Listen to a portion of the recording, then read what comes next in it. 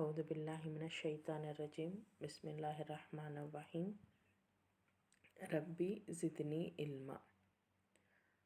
4வது அத்தியாயம் 65வது வசனம் வரைக்கும் நம்ம பார்த்துருந்தோம். இறைவன் சொல்லியிருப்பான், முஹம்மதே, இறைவன் மீது சத்தியமாக அவர்கள் தங்களுக்கிடையே ஏற்பட்ட பிணக்குகளில் உம்மை நீதிபதியாக ஏற்றுக்கொண்டு பின்னர் நீர் அளிக்கின்ற தீர்ப்பு குறித்து தம் உள்ளங்களில் எத்தகைய அதிருப்தியும் கொள்ளாமல் முற்றிலும் அதற்கு அடிபணியாதவரை அவர்கள் நம்பிக்கை கொண்டவர்கள் ஆக மாட்டார்கள். ஸோ நம்ம நாங்கள் முஸ்லீம் தான் அப்படின்னு சொல்லிக்கிட்டு இருக்கோம். ஆனால் எப்போ நம்ம முஸ்லீம் ஆவோம், எப்போ நம்ம மூமின் ஆவோம் அப்படின்னா, நமக்கு இடையே ஏற்படக்கூடிய பிரச்சனைகளுக்கு, நம்மளுடைய வாழ்க்கையில் ஏற்படக்கூடிய இன்றைக்கி நடக்கிற பிரச்சனைகளுக்கு இறைவனையும் அவனுடைய தூதரையும் நோக்கி நம்ம இவங்கக்கிட்ட நமக்கான பதில் இருக்கும், இவங்க சொன்ன சட்டம்படி தான் நம்ம வாழணும், நமக்கான பிணக்குகளுக்கு இங்கே தான் பதில் இருக்கும் அப்படின்னு நம்ம போகணும்.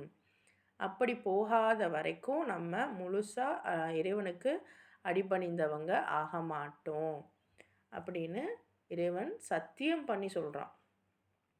இல்லை, சத்தியமாக இவங்க ஆக மாட்டாங்க அப்படின்னு சொல்கிறான். ஸோ நம்மளுடைய பிணக்குகளில், நம்மளுடைய பிரச்சனைகளுக்கு, நம்மளுடைய சவால்களுக்கு நம்ம யாருக்கிட்ட போய் நிற்கிறோம், யாருடைய சட்டங்களை ஃபாலோ பண்ணுறோம் அப்படிங்கிறது தான் இருக்குது. ஸோ இதில் இன்றைக்கி நம்ம கவர்மெண்ட்டோடைய சட்டங்களை ஃபாலோ பண்ணுறோமா, இல்லை இறைவனுடைய சட்டங்களை ஃபாலோ பண்ணுறோமா? ஏன்னா கவர்மெண்ட்டுடைய சட்டங்கள் யாரால் இயற்றப்பட்டதுன்னு நீங்கள் தேடி பார்த்தீங்கன்னா உங்களுக்கு தெரியும். அது சாதாரண ஒரு மனுஷனால் தான் இயற்றப்பட்டது. ஆனால் நபி ஸல்லல்லாஹு அலைஹி வஸல்லம் கொண்டு வந்த சட்டம் நபியாக எழுதுனதில்லை. நபி ஒரு தூதர், ஒரு போஸ்ட்மேன், அவ்வளோதான். ஆனால் அதோட போஸ்ட்டு எழுதுனது யாருன்னா அல்லாஹ், இறைவன். ஸோ இறைவனுடைய சட்டமா மனிதர்களுடைய சட்டமா அப்படிங்கிறத நம்ம முடிவு பண்ணிக்கிடணும். ரைட். ஸோ 66வது வசனத்துலேருந்து நம்ம இன்ஷா அல்லாஹ் இன்றைக்கி பார்க்கலாம். வலவ் அன்னா கதப்னா அலைஹிம் அனிக்துலூ அன்ஃபுஸகும் அவ் இஹ்ருஜூ மின் தியாரிக்கும் மா ஃபஅலூஹு இல்லா கலீலும் மின்ஹும் வலவ் அன்னஹும் ஃபஅலூ மா யுஅதூன பிஹி லகான கைரல் லஹும் வ அஷத்த தஸ்பீதா. இப்போ உங்களை நீங்களே அழித்து கொள்ளுங்கள் என்றோ, உங்கள் இல்லங்களிலிருந்து வெளியேறி செல்லுங்கள் என்றோ நாம் அவர்களுக்கு கட்டளையிட்டால் அவர்களில் சிலர்தான் அதன்படி செயல்பட்டிருப்பார்கள். எனினும் அவர்கள் தங்களுக்கு அறிவுறுத்தப்பட்டபடி செயலாற்றுவார்களேயானால் அது அவர்களுக்கு மிக நன்மை அளிப்பதாகும்.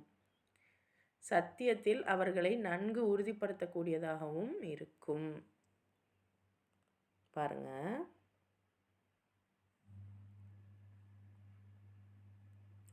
அனிக்துலு உங்களை கொல்லுங்கள், அவிஹ்ருஜு வெளியேறுங்கள். இது பார்க்கும்போது இது என்ன சூசைட் தாட்டா, உங்களை நீங்களே கொன்னுக்கோங்க அப்படின்னு சொல்கிறது அப்படின்னு பார்த்தீங்கன்னா அப்படி வராது. நபி ஸல்லல்லாஹு அலைஹி வஸல்லமுடைய காலத்தில் பார்த்தீங்கன்னா இஸ்லாம் அதாவது இறைவனுடைய வழிமுறைப்படி நாங்கள் வாழ போகிறோம், எல்லாரும் ஈக்குவல் தான் அப்படின்னு நபி ஸல்லல்லாஹு அலைஹி வஸல்லம் சொல்லும்போது அங்கே இருந்த மக்கத்து என்ன சொல்கிற தலைவர்கள் எல்லாம் என்ன பண்ணுறாங்க, அது எப்படி எல்லாரும் எப்படி சமமாவாங்க, நாங்கள் தலைவர்கள், இவங்க அடிமைகள், அப்படிலாம் கிடையாது அப்படின்னு இஸ்லாத்தை எதிர்த்தாங்க இல்லையா? இப்போ இந்த மாதிரி தருணத்தில் என்ன ஆச்சு அப்படின்னா, இஸ்லாத்தை ஏற்றுக்கிட்டவங்க, இஸ்லாத்தை ஏற்றுக்காதவங்க 2 பேருமே கூட ஒரே குடும்பத்தில் இருந்தாங்க. அத்தா இஸ்லாத்தை ஏற்றுக்கிருப்பாங்க, மகன் ஏற்றுக்காமல் இருப்பாங்க. இல்லை மகன் ஏற்றிருப்பாங்க, அத்தாவும் அம்மாவும் ஏற்றுக்காமல் இருப்பாங்க. இல்லை அத்தா அம்மா மகன் ஏற்றுப்பாங்க, மகள் ஏற்றுக்காமல் இருப்பாங்க, மருமக ஏற்றுக்காமல் இருப்பாங்க. இப்படி குடும்பத்துக்குள்ளேயே முஸ்லீம்களும் இருந்தாங்க, காஃபீர்களும் இருந்தாங்க. காஃபீர் அப்படின்னா குஃப்ரு, இறைவனை மறுக்கிறவங்க. ஸோ இறைவனை மறுக்கிறவங்க மட்டும் இல்லை, தான் இறைவன்னு சொல்லிக்கிறவங்க. ஸோ இந்த மாதிரி இருக்கும்போது இவங்களெல்லாம் எல்லாம் ஒன்றுக்கு ஒன்று உறவினர் தானே. இப்போ நம்மளே நம்மளோட அத்தாவோ, நம்மளுடைய அம்மாவோ, நம்மளுடைய குழந்தையோ பெரிய தப்பு பண்ணிட்டாங்க அப்படின்னா, நம்ம என்ன பண்ணுவோம்? அவங்கள பாதுகாக்கத்தான் பார்ப்போம். தப்பு பண்ணாலும் "ஏன் அப்படி பண்ண?" அப்படின்னு சொல்லிட்டு, அவங்கள கொண்டு போய் ஜெயில்ல நம்ம அடைக்க மாட்டோம். அவங்கள பாதுகாக்க தான் நம்ம முயற்சி பண்ணுவோம். இதுதானே இயல்பு. ஆனா அல்லாஹ் சொல்றான், "உங்கள நீங்களே அழிச்சுக்கோங்க." அப்படின்னா, உங்க சைட்ல உங்களுடைய அம்மாவோ, உங்களுடைய மகனோ, உங்களுடைய அத்தாவோ அல்லாவுக்கு இணையாக அல்லாவுக்கு மறுத்து விஷயங்கள் செய்கிறாங்க அப்படின்னா, அவங்கள நீங்க அழி அழிங்க அப்படின்னா, அவங்களுக்குரிய தண்டனையை நீங்க கொடுங்க.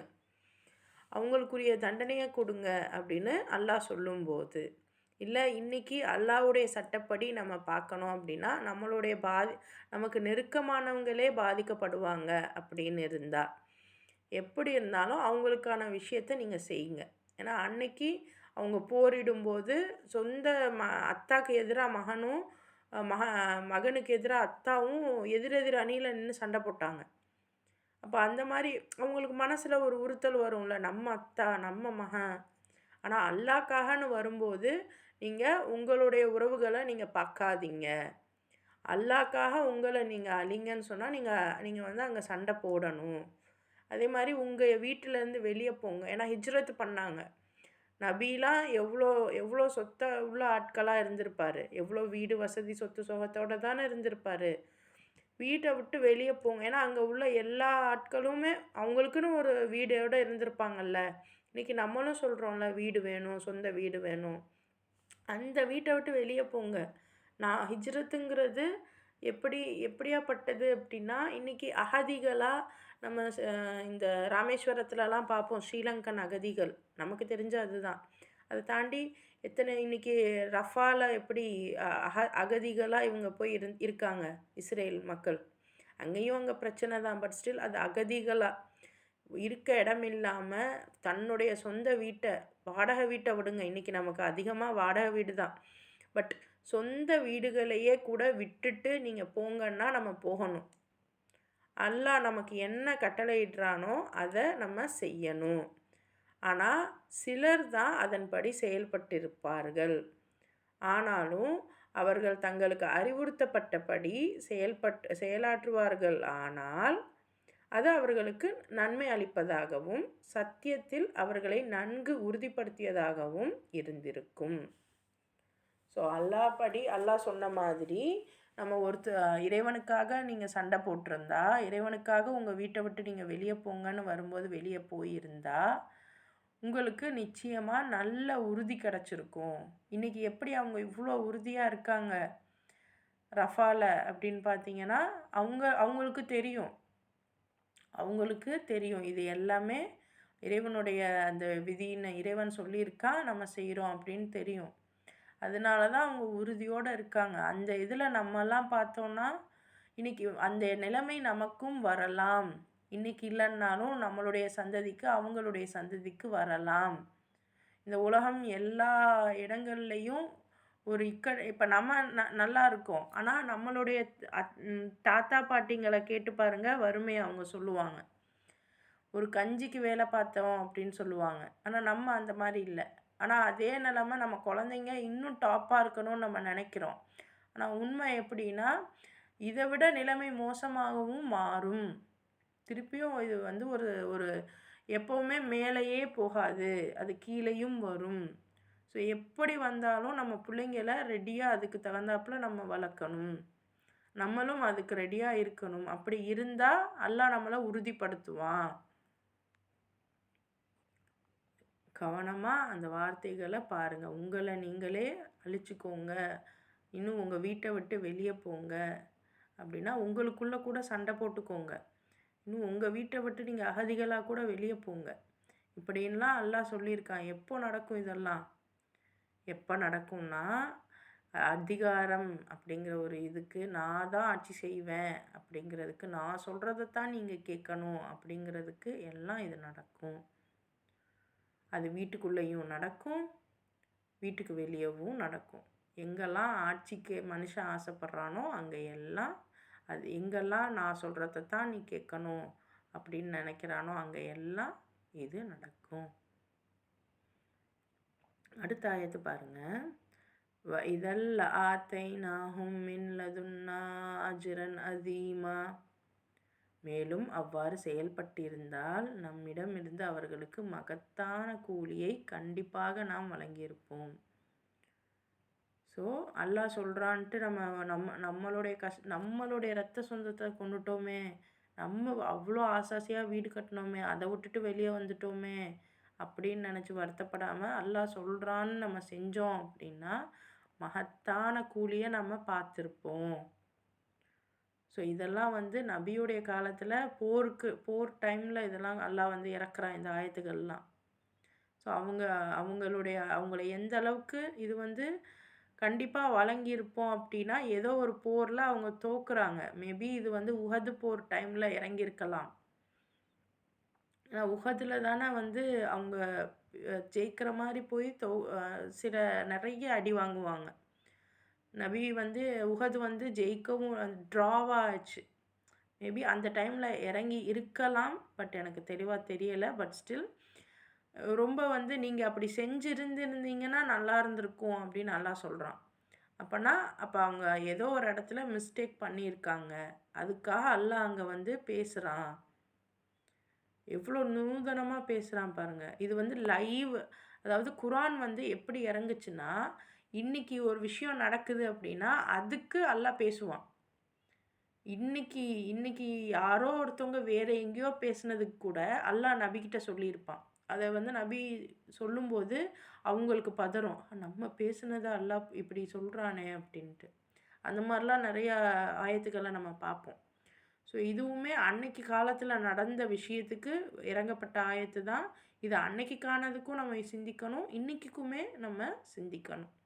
ஸோ அல்லாஹ் சொன்ன மாதிரி நம்ம நடந்திருந்தோன்னா மிகப்பெரிய கூலி நமக்கு கிடச்சிருக்கும். இன்னும் அல்லாஹ் நமக்கு எப்போ நேரான வழி காமிப்பானா? அடுத்த ஆயத்தை பாருங்க. வலஹதைனாஹும் சிராத்தம் முஸ்தகீமா. இப்போ இந்த மாதிரி நம்ம செஞ்சுருந்தோன்னா நமக்கு நேரான வழியையும் காட்டியிருப்போம். பாருங்கள், நமக்கு நேரான வழி வேணும்னா அல்லாஹ்க்காக நம்ம நமக்குள்ள சண்டை போடணும், அல்லாஹ்க்காக நம்ம வீட்டை விட்டு கூட வெளியே போகணும். இது 2வது முறையாக அல்லாஹ் சொல்கிறான். இதுக்கு முன்னாடியும் இந்த வார்த்தை சொன்னான். ஸோ அல்லாஹ் இந்த விஷயங்கள்லாம் நேரான வழிக்கு நம்ம என்ன பண்ணுறோம்? தொழுகிறோம், ஓதுறோம். இதை தாண்டி அல்லாஹ் நேரான வழிக்கு எதை கேட்குறான்? சண்டை போடுங்க, வீட்டை விட்டு வெளியே போங்க. வீட்டை விட்டு வெளியே போங்கன்னா அந்த சண்டையோட விளைவாக நீங்கள் உங்களை நீங்கள் காத்துக்கிறதுக்குன்னு இல்லை, சண்டைக்காக நீங்கள் உங்கள் வீட்டை விட்டு வெளியே போகணும். அந்த வீடு அப்போ இந்த வசனங்கள் நம்ம மனசில் இருந்தால் யாராவது இன்றைக்கே நான் என் வீடு ஒன்று வாங்கணும், அதுக்காக நான் கஷ்டப்படுவேன் அப்படின்னு யாராவது செய்வோமா? அல்லாஹ் நம்மகிட்ட கேட்குறது, வீட்டை விட்டு நீ வெளியே போ, அதாவது ஹிஜ்ரத் பண்ணு. அதாவது ஒரு ஆணை மட்டும் போக சொல்ல, மொத்தமாக குடும்பத்தோட. எவ்வளோ கஷ்டம், ஆனால் அதைத்தான் எல்லாம் கேட்குறான். அந்த விஷயங்கள் கண்டிப்பாக நமக்கும் நடக்கும். அது இன்றைக்கோ நாளைக்கோ எத்தனை வருடமோ சென்று அந்த விஷயங்கள் நடக்கும். நம்ம குழந்தைங்களுக்கு இதெல்லாம் சொல்லி வளர்க்கணும்.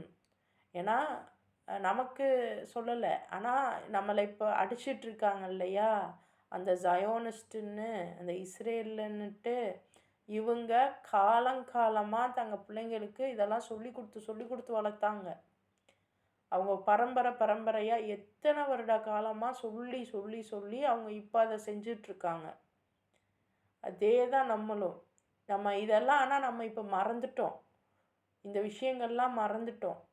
ஆனால் அல்லாஹ்க்காக நீங்கள் சண்டை போடணும், உங்களுக்குள்ளே நீங்கள் உங்களுக்கு பிடித்தமான, உங்களுக்கு இன்னும் கம்ஃபர்ட்டான இடத்தெல்லாம் விட்டு நீங்கள் வெளியே வரணும். இப்படிலாம் இருந்தால் தான் அல்லாஹ் நமக்கான நேர்வழியை காமிப்பான் அப்படிங்கிறத நம்ம புரிஞ்சுக்கிடணும், நம்ம பிள்ளைங்களுக்கு சொல்லித்தரணும். அடுத்த ஆயத்து பாருங்கள். وَمَنْ يُطِيعِ اللَّهَ وَالرَّسُولَ فَأُولَئِكَ مَعَ الَّذِينَ أَنْعَمَ اللَّهُ عَلَيْهِمْ مِنَ النَّبِيِّينَ وَالصِّدِّيقِينَ وَالشُّهَدَاءِ وَالصَّالِحِينَ வஹசுன உலாஇக ரஃபீகா. எவர்கள் அல்லாஹ்வுக்கும் தூதருக்கும் கீழ்ப்படுகிறார்களோ அவர்கள் அல்லாஹ் அருள் புரிந்துள்ள நபிமார்கள், உண்மையாளர்கள், இறைவழியில் உயிர் தியாகம் புரிந்தவர்கள் மற்றும் உத்தமர்கள் ஆகியோருடன் இருப்பார்கள். இவர்கள் எத்துணை சிறந்த தோழர்கள். இப்போ இந்த இடத்துல இதைத்தான் நமக்கு என்ன பண்ணுறாங்க, இந்த அவுலியாக்கள் இன்னும் அந்த இதெல்லாம் கொடுத்து அதை பற்றி நமக்கு பேசுவாங்க. பட் நல்லா பாருங்கள், யாரெல்லாம் அல்லாவுக்கு கட்டுப்படுறது அப்படின்னா, அல்லாவுக்கு கட்டுப்பட்டவர் தூதர். அப்போ தூதர், ஏன்னா இது ஃபுல்லாக குரானுங்கிறது ஒரு தியரி, அதை ப்ராக்டிக்கலாக சொன்னது தூதர். ஸோ தூதரும் அல்லாஹ்க்கு தான் கட்டுப்பட்டிருக்காரு. ஸோ நம்ம தூதருக்கு கீழ்ப்படுகிறோம். அப்போ இவங்க 2 பேருக்கும் நம்ம கீழ்ப்படுகிறோம் அப்படின்னா நம்ம என்ன பண்ணுவோமா, அல்லாஹ் அருள் புரிந்துள்ள நபிமார்களோடு இருப்போம். இப்போ நபிமார்கள் நம்ம கூட இல்லை, ஆனால் உண்மையாளர்கள் யாரெல்லாம் உண்மையாக இருக்காங்களோ அவங்களுக்கு சப்போர்ட் பண்ணுவோம். இறைவழியில் உயிர் தியாகம் புரிந்தவர்கள். அப்போ இறைவனுக்காக உயிர் தியாகம் புரிகிறவங்க அப்படின்னா யார்? முஸ்லீம் மட்டும்தானா அப்படின்னா அதையும் தாண்டி அல்லாஹ் சொன்ன விதிக்காக சிலர் இறப்பாங்க தெரியுமா? அல்லாஹ் சொன்ன விதிக்காக, அல்லாஹ் இப்படி இந்த மக்களுக்கு இப்படிலாம் இருக்கணும். அவங்க டைரெக்டாக அல்லான்னு சொல்ல மாட்டாங்க, டைரெக்டாக இறைவன்னு கூட சொல்ல மாட்டாங்க. ஆனால் என்ன சொல்லுவாங்க, ஒரு மேலே ஒரு சக்தி இருக்குது, அதுக்கு பயந்து நான் வாழ்கிறேன், அதுக்கு பயந்து நான் மற்ற மனுஷங்களாக பார்க்குறேன், நான் நீதமாக இருக்கேன் அப்படின்னு சொல்லி இருக்கிறவங்க, அதுக்காக உயிர் தியாகம் பண்ணுறவங்களும் கூட இன்னும் உத்தமர்கள், இன்னும் கரெக்டாக சொல்படி நடக்கிறவங்க. ஸோ இவங்க கூட தான் யார் இருப்பாங்களாம், அல்லாவுக்கும் அவனுடைய தூதருக்கும் கட்டுப்படுறவங்க, கீழ்ப்படுகிறவங்க இருப்பாங்க. ஸோ இப்படி இவங்களோட இருக்கிறது எவ்வளோ சிறந்த தோழர்கள் அப்படின்னு கேட்குறாங்க. ஸோ நம்ம முஸ்லீம்கள் மட்டும்தான் பெரியவர்கள் அப்படின்னு இல்லாமல் இந்த கேட்டகரிஸுக்கு யாரெல்லாம் ஃபிட் பண்ண முடியும்னு நீங்களே யோசிங்க. அது அவங்க பொட்டும் வச்சுருக்கலாம், இன்னும் கோலம் போடலாம், மெட்டி போடலாம். இது ஒரு விஷயமே இல்லை இறைவனுக்கு விஷயம் எல்லாம் இறைவன் சொன்ன விஷயங்களை இவங்க செய்கிறாங்களா? அப்போ அவங்க இந்த மாதிரி இறைவன் சொல்கிற விஷயங்கள் செய்கிறவங்க, ஆனால் நிறைய கல்லை கும்பிடுறாங்களே, நிறைய இதை பண்ணுறாங்களே அப்படின்னா, கல்லுங்கிறது அது தவறான ஒரு விஷயம். ஏன்னா நிறைய பேர் கல்லெல்லாம் அந்த சிலைகளெல்லாம் கும்பிட மாட்டாங்க, அவங்களுடைய கொள்கைகள் வேறு மாதிரி இருக்கும், அது நமக்கு தெரியாது. ஸோ எப்போ அவங்களுக்கு நம்மளுடைய கொள்கையை காமிக்க முடியும், எப்போ சொல்ல முடியும் அப்படின்னா, நம்ம தெளிவாக அவங்களுக்கு புரிகிற மாதிரி கண்ணாடி தன்மையாக டிரான்ஸ்பரண்ட்டாக நம்ம செயல்படுறோமோ, அப்போ அவங்க அதை பார்த்துட்டு எங்களை மாதிரி தானே நீங்களும் இருக்கீங்க அப்படின்னு கேட்கணும். இல்லை உங்களை மாதிரி தான் நாங்களும் இருக்கோம் அப்படின்னு சொல்லிட்டு அப்போ இறைவனுடைய விஷயங்களை நம்ம சொல்லணும். நீங்கள் அதெல்லாம் விட்டுட்டு நீங்கள் முஸ்லீமாக இருங்க, நீங்கள் இஸ்லாத்துக்கு வந்துடுங்க, அப்போ அது அரபி வேர்டு, அது அவங்களுக்கு புரியாது. எப்போ புரியும்? செயலில் காமிக்கும்போது அது புரியும். ஒவ்வொரு செயலை பார்க்கும்போது நீங்கள் இப்படி இருக்கீங்களே, இதெல்லாமா உங்கள் கடவுள் சொல்லியிருக்காரு? ஆமாம், நீங்கள் செய்கிறதும் தான் எங்கள் கடவுள் சொல்லியிருக்காரு, நம்ம எல்லாருக்கும் ஒரே கடவுள் தானே, இங்கே பாருங்கள் அப்படி நம்ம சொல்லணும். ஸோ அந்த மாதிரி எல்லாம் கேட்டகரிஸ் பண்ணுறான். உண்மையாளர்கள், இறைவன் வழியில் உயிர் தியாகம் செஞ்சவங்க, இன்னும் உத்தமர்கள், இவங்களோட இருப்பாங்க. இப்படி இவங்களோட இருக்கிறது எவ்வளோ சிறந்த தோழமை அப்படின்னு சொல்கிறான். அடுத்த ஆயத்து பாருங்கள். தாலிகல் ஃபதுலு மினல்லாஹ் வகஃபா பில்லாஹி அலீமா. இது அல்லாவிடமிருந்து கிடைக்கும் உண்மையான அருளாகும். மேலும் இந்த மக்களுடைய உண்மை நிலைகளை அறிந்து கொள்வதற்கு அல்லாஹ்வே போதுமானவன். ஸோ இப்படி அல்லாஹ்வுக்கு நீங்கள் கட்டுப்பட்டு தோழருக்கு நபிக்கு நீங்கள் கட்டுப்படுறீங்க அப்படின்னா நீங்கள் இந்த மாதிரியான ஆட்களோட தோழமை சேர்ந்திருப்பீங்க. உத்தமர்கள், உண்மையாளர்கள், இறைவனுக்காக உயிர் தியாகம் செய்யக்கூடியவங்களோட நீங்கள் தோழமையாகி இருப்பீங்க. ஸோ இப்படி அல்லாஹ்கிட்ட இருந்து கிடைக்கக்கூடியது எவ்வளோ உண்மையான அருள்னு பாருங்க.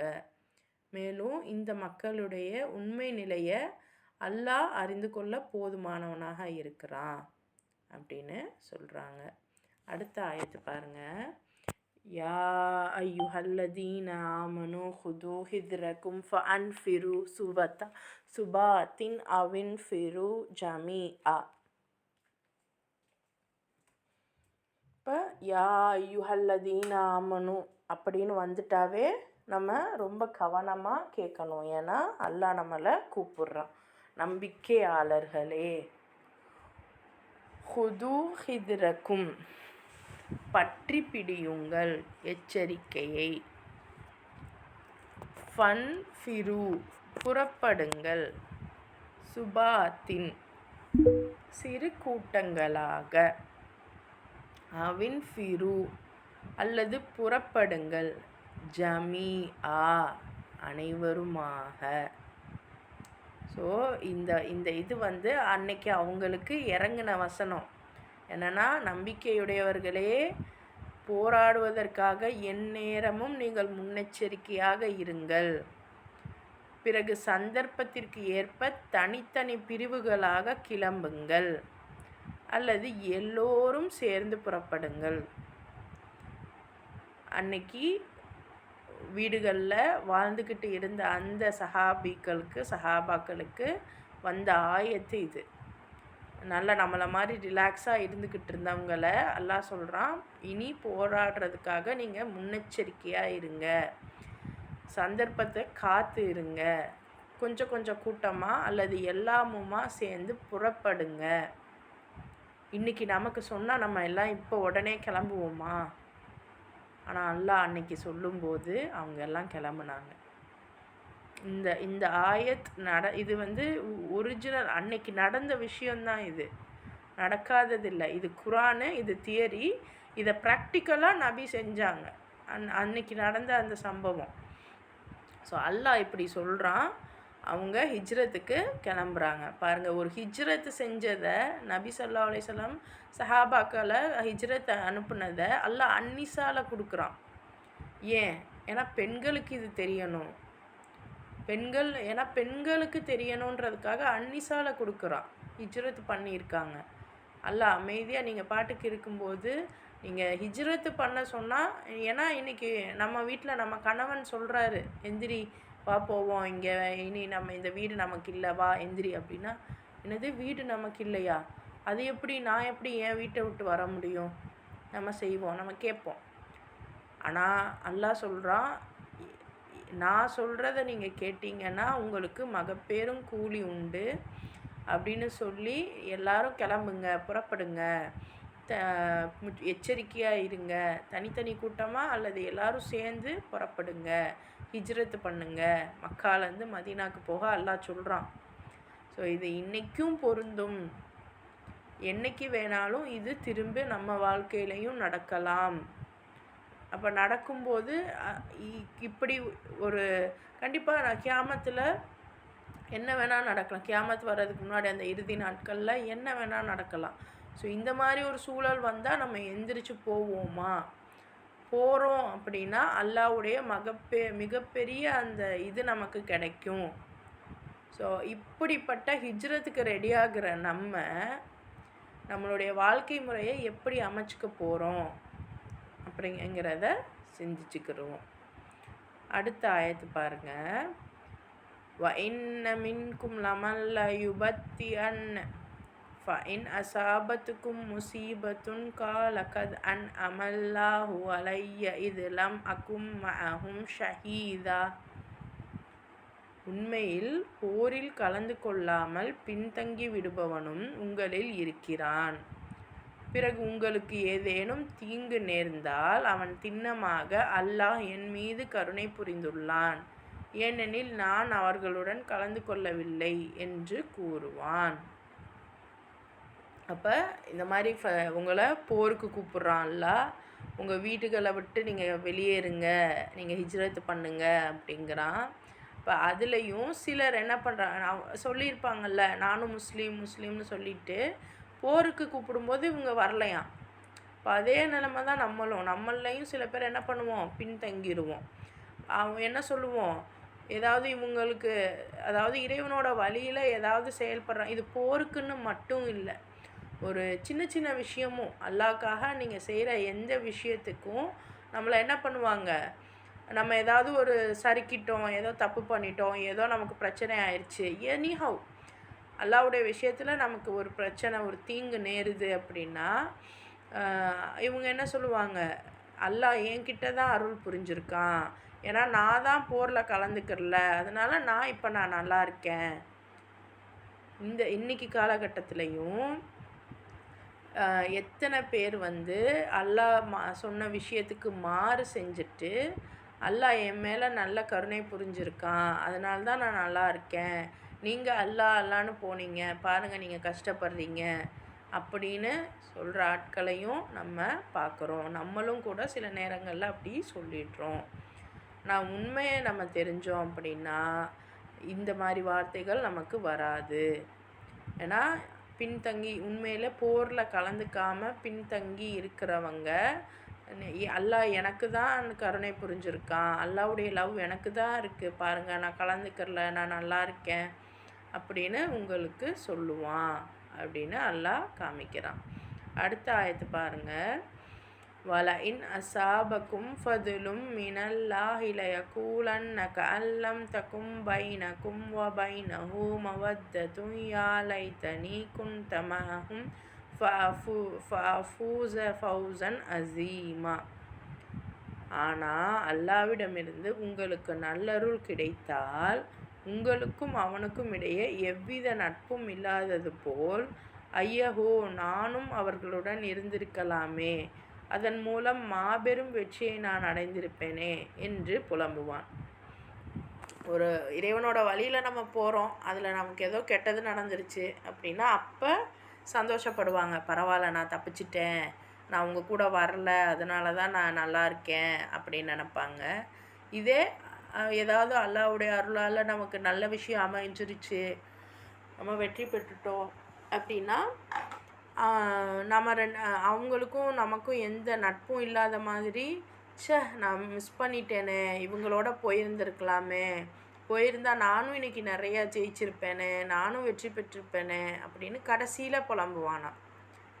அல்லாஹ் சொல்கிறான், ஃபல் யுகாத்தில் ஃபீ சபீலில்லாஹில் லதீன யஷ்ரூனல் ஹயாத்தத் துன்யா பில் ஆகிரா வமை யுகாத்தில் ஃபீ சபீலில்லாஹி ஃபயுக்தல் அவு யக்லிப் ஃபஸௌஃப நுதீஹி அஜ்ரன் அதீமா.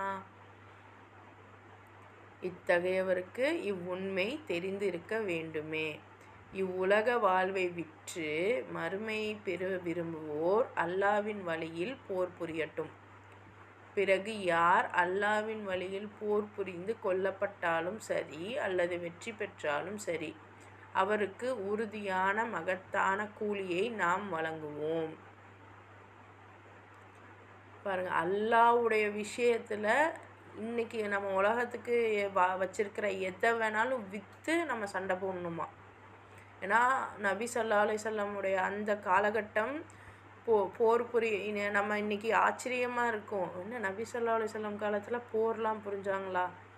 சில போர்கள் தெரியும், ஆனால் அதுக்காக இறங்கப்பட்ட ஆயத்துக்களை பாருங்கள்.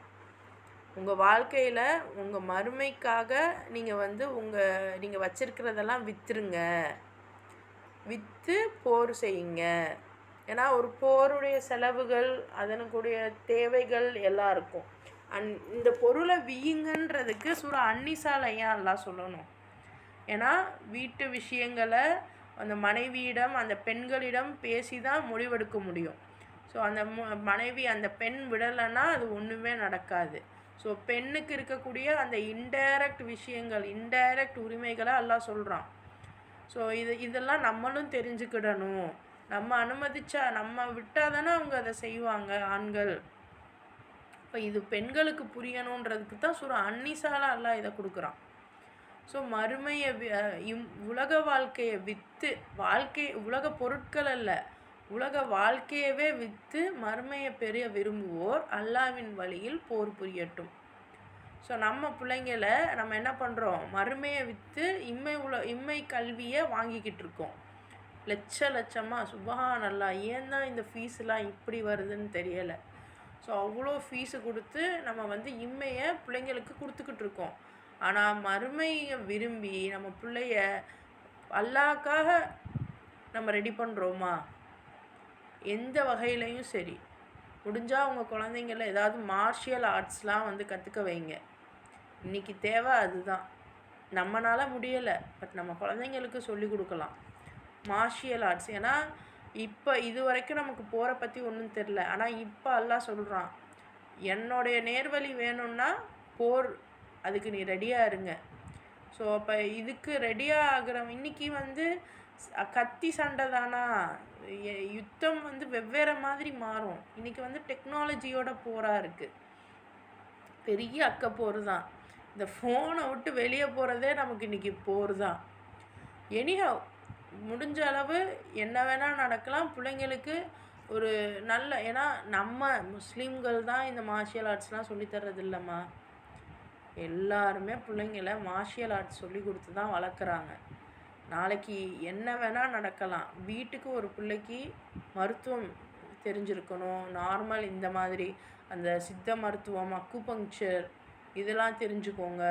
வீட்டுக்கு ஒருத்தவங்க, அட்லீஸ்ட் ஒருத்தவங்களாவது இந்த மாதிரி இப்போ தற்காப்பு கலைகளை கற்றுக்குவோங்க. நம்மளை விட குழந்தைங்க ஷார்ப்பு. குழந்தைங்கள கற்றுக்க வைங்க. படிக்கிறதுக்கு நீங்கள் ஒரு நாளைக்கு 8 மணி நேரம் போதும். டியூஷனு, அதுக்கு ஸ்பெஷல் கிளாஸு, அதுவே திணிக்காதீங்க. வேறு என்ன பிள்ளைங்களை நம்ம ஊக்கப்படுத்தலாம்? இன்னும் பிள்ளைங்களை அந்த ரிலாக்ஸ் பண்ண வைங்க. தொழுகையில் ரிலாக்ஸ் பண்ண வைங்க. நீங்களும் அவங்களும் சேர்ந்து தொழுவுங்க. பிள்ளைங்களோட சேர்ந்து தொழும்போது அவங்களுக்கு அவ்வளோ ஒரு சந்தோஷம் கிடைக்கும். நீங்கள் தொலை வைங்க, உங்கள் பிள்ளைங்கள தொலை வைங்க, தொலை வைக்க சொல்லுங்கள். அந்த ஒரு இணக்கத்தை ஏற்படுத்துங்க.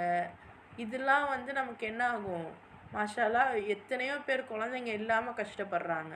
ஸோ நமக்கு அல்லாஹ் குழந்தைங்கள கொடுத்துருக்கான் அப்படின்னா அவங்கள எந்த அளவுக்கு நம்ம தேத்தி விடணுங்கிறத சிந்திச்சுக்கோங்க. கல்வி, ஸ்கூல் கல்வி, உலக கல்வி கொஞ்சமாக வச்சுக்கோங்க. மீதி மறுமைக்கு இந்த கல்வியவே நீங்கள் விற்கிற நிலமை வரும். இது வேணான்னு தூக்கி போடுற நிலமையும் வரும். இப்போ அதுக்கு முன்னாடி அந்த பிள்ளைங்களுக்கு நிறைய தற்காப்பு விஷயங்களையும் ஒரு இறைவனுக்காக போராடுற மன வலிமையையும் கொடுக்குற அளவுக்கு நம்மளை பார்த்துக்கிடணும். ரைட். ஸோ இதில் தான் இறைவனுடைய மகத்தான கூலி இருக்குது அப்படின்னு அல்லாஹ் சொல்கிறான். அடுத்த ஆயத்து பாருங்கள். வமாலக்கும் லா துகாத்திலூன ஃபீ சபீலில்லாஹி வல் முஸ்தஸ்அஃபீன மினர் ரிஜாலி வன் நிசாஇ வல் வில்தானில் லதீன யகூலூன ரப்பனா அக்ரிஜ்னா மின் ஹாதிஹில் கரியத்தித் ஸாலிமி அஹ்லுஹா வஜ்அல் லனா மின் லதுன்க வலிய்யன் வஜ்அல் லனா மின் லதுன்க நசீரா. மேலும் பலவீனர்களாக்கப்பட்ட, அடக்கி ஒடுக்கப்பட்ட ஆண்கள், பெண்கள் மற்றும் குழந்தைகள் ஆகியோருக்காக அல்லாஹ்வின் வழியில் நீங்கள் போர் புரியாமல் இருக்க என்னதான் காரணம்? பாருங்க, எங்கெல்லாம் பலவீனர்களாக இருக்காங்களோ அங்கே யாரெல்லாம் ரொம்ப அடக்கி ஒடுக்கப்பட்டு இருக்காங்களோ, ஸோ இன்றைக்கி இந்த மாதிரியான ஆட்களுக்கு நம்ம போராடுறாமோ இல்லையோ, ஹிந்துஸும் மற்ற ஆட்களும் போராடக்கூடியவங்களாக தான் இருக்காங்க. அப்போ அந்த வழியில் பார்த்தா அவங்களும் முஸ்லீம்கள் தான். இறைவன் சொன்ன விஷயத்தை தான் செய்கிறாங்க. ஆனால் அவங்களுக்கு தெரியலை, அவ்வளோதான். ஸோ பலவீனர்களாக இப்போ நிறைய இடங்களில் எத்தனை விஷயங்களுக்காக போராடுறாங்க. பெண்களுக்காக, குழந்தைகளுக்காக, இன்னும் அந்த ஒடுக்கப்பட்ட சமூகத்துக்காக இந்த மாதிரி ஆட்களுக்கெல்லாம் நீங்கள் போர் புரியாமல் இருக்க என்ன காரணம்? இப்போ இவங்களுக்காகன்னா இவங்க நல்லா இருக்கணும்னு நினைக்கிறதே அல்லாஹ்வுடைய அந்த நியதி தான். ஏன்னா இவங்க ஏன் நல்லா இருக்கணும்? ஏன்னா இறைவன் படைச்சிட்டான், இவங்கள படைச்ச ஒருத்தன் இருக்கான். இப்போ அவனுடைய அமானிதத்தை நம்ம தானே பாதுகாக்கணும். அப்படின்னு யாருக்காகலாம் பாதுகாப்புக்காக போரிடுறாங்களோ அவங்கெல்லாம் அல்லாஹ்க்காக தான் போரிடுறாங்க. ஸோ இப்படி இவங்களுக்கு போரிடுறதுக்கு உங்களுக்கு போரிடாமல் இருக்க உங்களுக்கு என்ன காரணம் இருக்குது சொல்லுங்கள். அவர்களோ, எங்கள் இறைவனே, அக்கிரமக்காரர்கள் வாழும் இவ்வூரிலிருந்து எங்களை வெளியேற்றுவாயாக. மேலும் எங்களை பாதுகாக்கக்கூடிய ஒருவரை உன்னிடமிருந்து தோற்றுவிப்பாயாக. எங்களுக்கு உதவி செய்வரையும் உன்னிடமிருந்து தோற்றுவிப்பாயாக என்று பிரார்த்தனை செய்கிறார்கள். பாருங்க, அந்த ஒரு இன்னைக்கு முஸ்லீம் ஒவ்வொரு இடங்கள்லையுமே நல்ல ஒரு நிலைப்பாடோடு இருக்குது அப்படின்னா அதுக்கு காரணம் என்னென்னா, அந்த ஊர் மக்களே கேட்பாங்களாம். உமர் ரலியல்லாஹு அன்ஹுவுடைய வரலாறுலாம் நம்ம பார்க்க முடியுது. ரோம மக்களே கேட்பாங்களாம், இந்த மாதிரி உங்களுடைய ஆட்சி சிறந்ததாக இருக்குது, எங்களுடைய மன்னர் எங்களை ரொம்ப புளியிறாரு, எங்களால் முடியலை, எங்களை நீங்கள் கைப்பற்றிக்கோங்க, நீங்கள் நல்ல முறையில் ஆட்சி செய்கிறீங்க அப்படின்னு சொல்லிட்டு மக்களே லெட்ரு போடுவாங்களாம். அந்தளவுக்கு இருந்தது முஸ்லீம்களுடைய ஆட்சி. ஸோ அதே தான் அல்லாஹ் சொல்கிறான். இந்த மாதிரி அந்த ஊரில் மக்கள் என்ன பண்ணுறாங்க, எங்களை அக்கிரமக்காரர்கள் வச்சுருக்காங்க. ஸோ இது நபியுடைய காலத்துலேயும் நடந்திருக்கு. ஸோ அக்கிரமக்காரர்கள் வச்சுருக்காங்க, ரொம்ப எங்களால் தாங்க முடியல, இவங்கக்கிட்டேருந்து எங்களை பாதுகாக்கக்கூடிய ஒருத்தரை அனுப்பு, எங்களுக்கு உதவி செய்யக்கூடிய ஒருத்தனை அனுப்பு அப்படின்னா அவங்க பிரார்த்தனை செய்கிறாங்க அப்படின்னு அல்லாஹ் இவங்கக்கிட்ட சொல்கிறான். ஸோ அப்படிலாம் சொல்லி இப்போ அவங்களுக்காக நீங்கள் போய் சண்டை போடுங்க அப்படிங்கிறான். இவ்வளோ ஒரு ஒரு அழகான ஒரு வார்த்தைகள் பாருங்கள். அங்கே பிரச்சனை இருக்குது, நீங்கள் போய் சண்டை போடுங்கங்கிறான். நம்ம இன்றைக்கி நம்ம பக்கத்து வீட்டில் பிரச்சனைனாலும் நம்ம என்ன ஏதுன்னு கேட்க மாட்டோம். ஆனால் அல்லாஹ் சொல்கிறான், ஒடுக்கப்பட்டவங்களுக்காக நீங்கள் போய் சண்டை போடுங்கங்கிறான். ஸோ ஆனால் அதுக்குன்னு இன்றைக்கி நம்ம எடுத்தோடனே போயிட்டு நான் அங்கே போய் இன்றைக்கி பிரச்சனை என்னென்னா, ஒன்று சிலர் ரொம்ப பதுங்கி ஒன்றுமே சண்டையே போடாமல் இருக்கும். இன்னும் ஒரு சிலர் என்ன ஏதுன்னே தெரியாமல் எதுக்கெடுத்தாலும் இது பண்ணி தீவிரவாதின்ற பட்டத்தில் இருக்கும். இதை தாண்டி நம்ம நடுநிலைமையாக செயல்படணும். ஸோ அதுக்கான நியத்தோட, அதுக்கான எதிர்பார்ப்புகளோடு நம்ம வெயிட் பண்ணுவோம். நிச்சயமாக அந்த கமாண்டிங் பொசிஷன் இப்போ அல்லாஹ் சொல்கிறான் பார்த்தீங்களா, அந்த இவங்களோட இங்கே பாருங்கள், இந்த அத்தியாயத்தில் அழகாக சொல்லியிருப்பான். அதாவது இவங்க இந்த மக்களோட இருப்பாங்க, உத்தமர்களோட, தியாகம் புரிந்தவர்களோட, உண்மையாளர்களோட இருப்பாங்க. ஸோ இந்த மாதிரி ஆட்களோட நம்ம இருக்கோம். இந்த மாதிரி இவங்க கமெண்ட் பண்ணுறாங்க அப்படின்னா அதை செய்கிறதுக்கு நம்ம ரெடியாக இருக்கணும். நம்ம பிள்ளைங்களை இல்லை நம்மளை அந்த கமாண்ட் பண்ணுற அளவுக்கு நம்மளை நம்ம சீர்படுத்தணும். ஸோ இத்தனை வேலைகள் நமக்கு இருக்குது. அல்லாஹ் தாலா உங்களையும் என்னையும் இதையெல்லாம் செய்யக்கூடிய ஆற்றல் உடையவர்களாக, அவனுக்காக நெளிவடைந்தவர்களுக்காக போராடக்கூடிய ஒரு தன்னம்பிக்கையையும் துணிச்சலையும் செயல்பாடுகளையும் நமக்கு தந்தருள்வானாக. அல்ஹம்துலில்லாஹ். இன்ஷா அல்லாஹ் இன்றைக்கி இது போதும். இன்ஷா அல்லாஹ் நாளைக்கு நம்ம இன்னும் அத்தியாயங்களை பார்க்கலாம்.